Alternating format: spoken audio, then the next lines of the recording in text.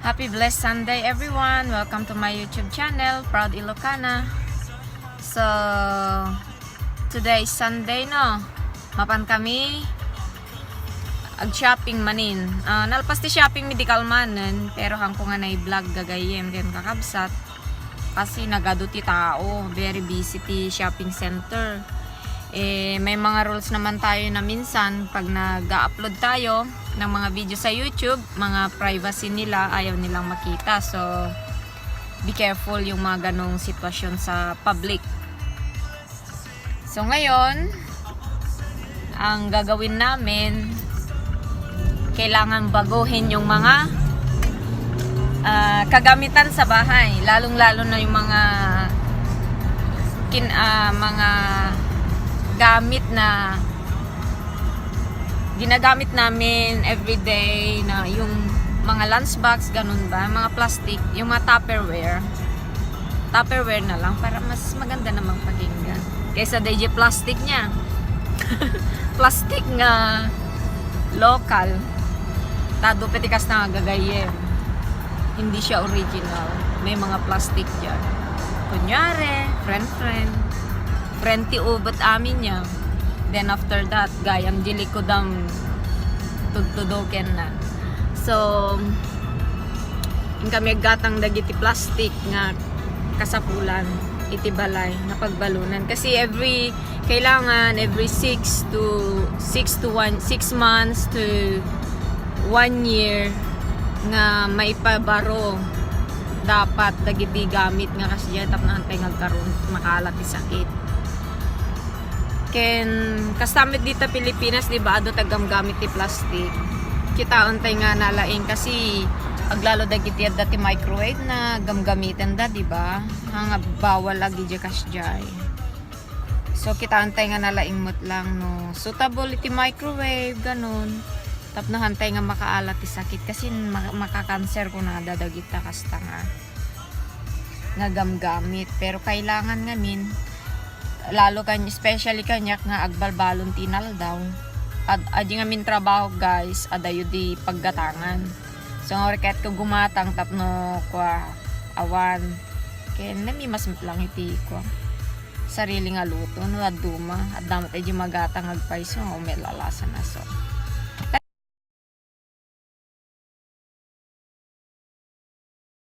So Ilocano challenge with my daughter. So, papanantay tatan? Where are we going today? Katagsao kat English, ti kwa Ilocano. I don't know how to. Ibagam lang di ibagak. So, you have to translate in English, my Ilocano. Oh. Ibagam lang ti ibagak. You have to say what I say.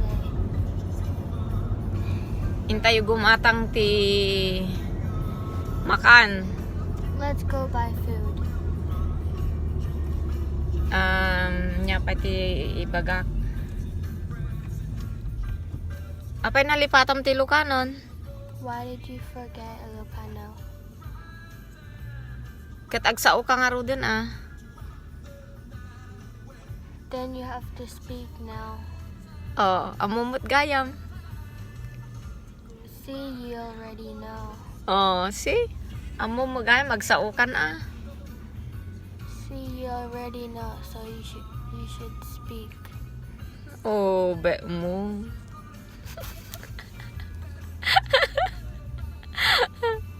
Ano to English na to ube mo?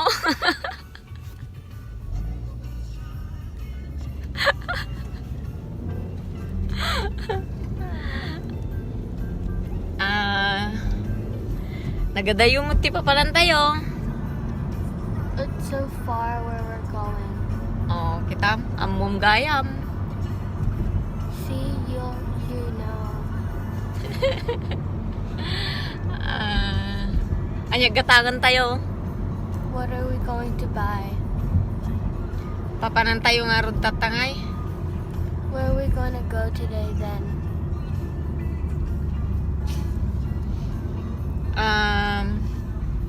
Agidugo nga.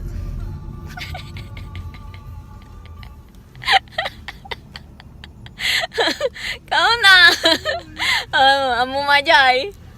Agi dugungak. I'm gonna pick my nose now. Anya ti dugong. Snot.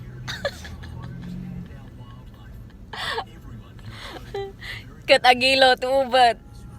Hmm. English na. Agilo. I'm gonna wipe my bum.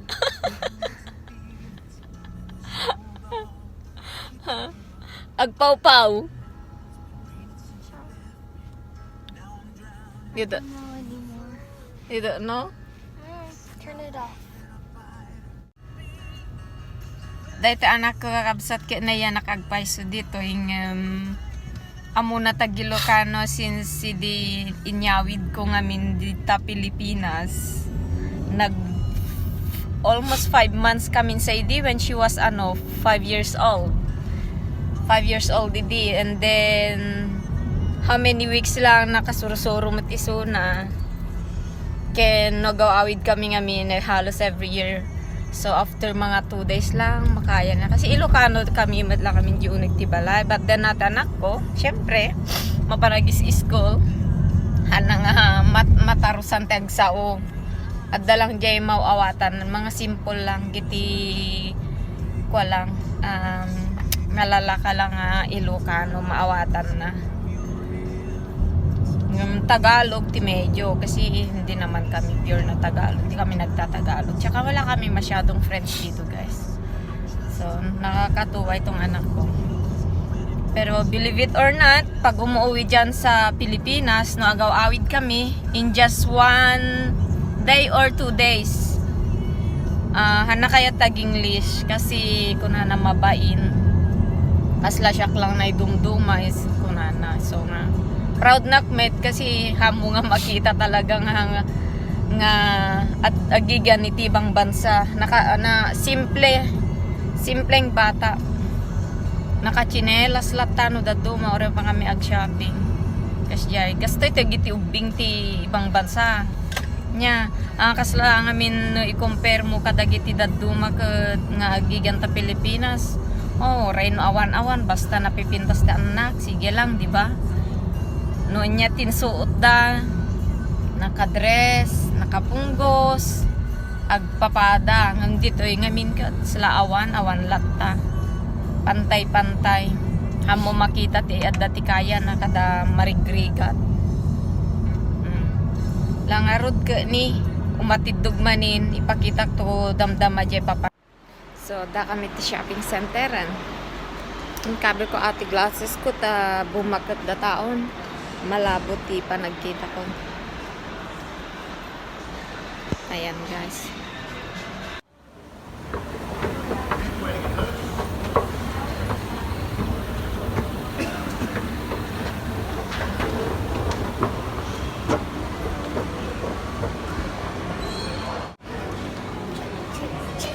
Kami sa shopping center man yung pag-umata karo kay Ayon ka. Games.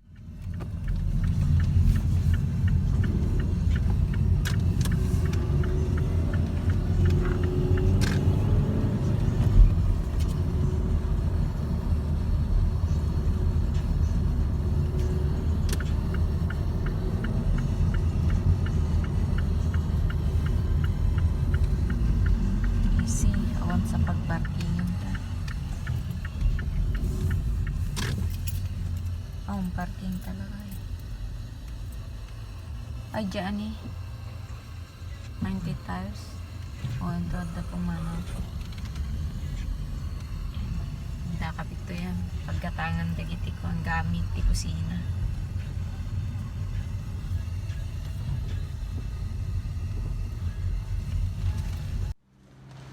Dito na kami guys sa isang basement. Bibili kami ng mga bansa.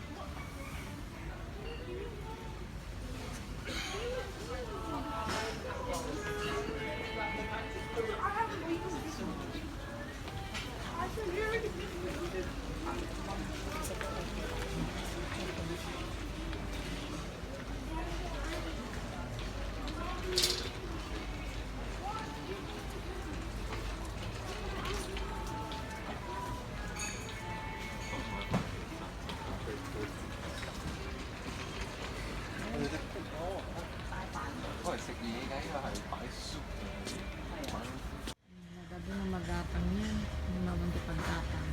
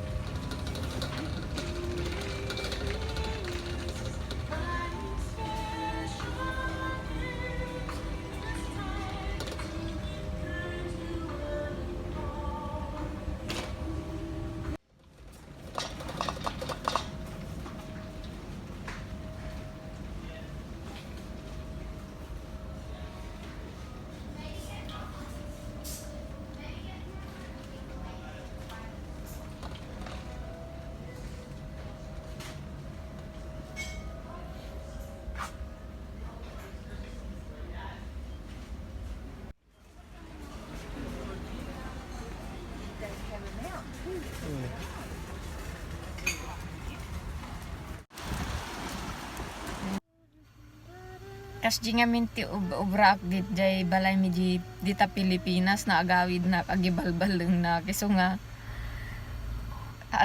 no daddo ma handa kaya te pakilo da kas jay oh sila siyak mareribukan no mga kita na dagiti plastic nga daddo ma di jay balay no kwa sa jay kada agawid da gumatang handa mo usaran diyan nagado na ka impake sa lang mausaran no iruar ni Ma'am LB.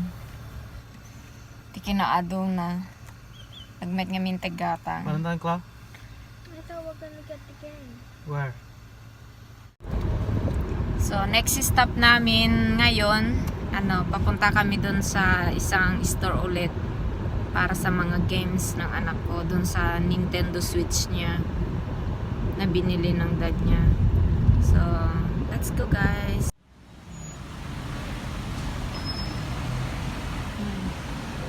Super busy po guys. Walang parking na makuha ang asawa ko kaya binabawa lang kami dito. Mauna na kami sa loob.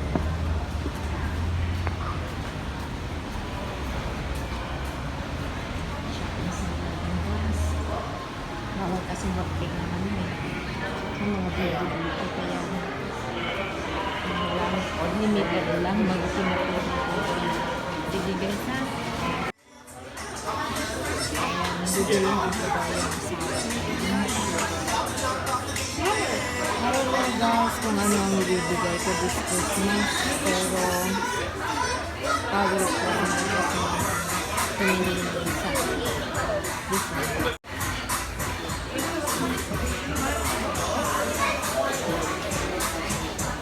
And